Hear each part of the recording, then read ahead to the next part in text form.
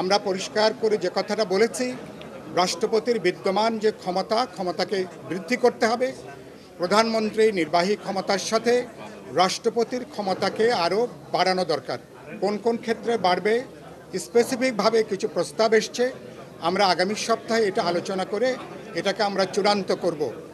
রাষ্ট্রপতি কিভাবে নির্বাচিত হবেন এ ব্যাপারটা আলোচনা হয়েছে। যদি বাইক্যামেরাল পার্লামেন্ট হয় তাহলে উচ্চ পরিষদের সদস্য এবং জাতীয় সংসদের ধরে নিচ্ছি যে 500 সদস্যরা এটাই একটা নির্বাচক মণ্ডলী হিসেবে কাজ করতে পারেন। এ ব্যাপারটা অনেকেই এ ব্যাপারে মতামত দিয়েছেন।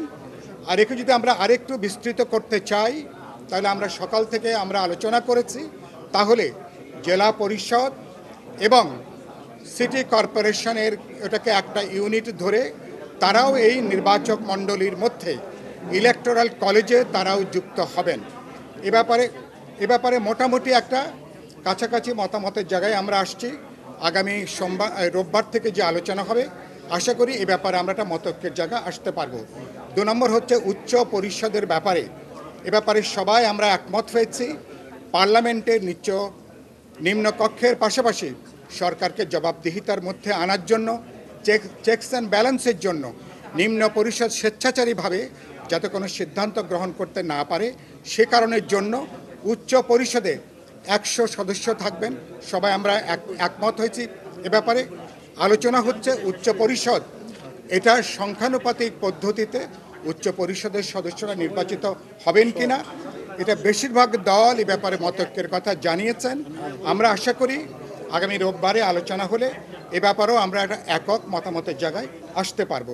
3 নম্বর হচ্ছে আমরা বলেছি প্রধানমন্ত্রীর ক্ষেত্রে দুবারে কথাটা আসছে কেন।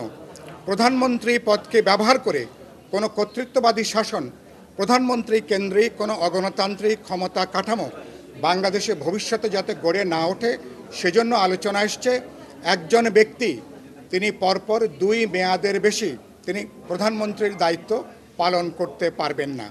এটা নিয়ে অধিকাংশ দল এ ব্যাপারে তারা সম্মতি জানিয়েছেন। কারো কারো একটু বিকল্প প্রস্তাবনা আছে। আমরা আগামী সপ্তাহে আশা করি এ ব্যাপারটাও আলাপ আলোচনা করে আমরা একটা একক সিদ্ধান্তের জায়গায় আমরা আসতে পারব।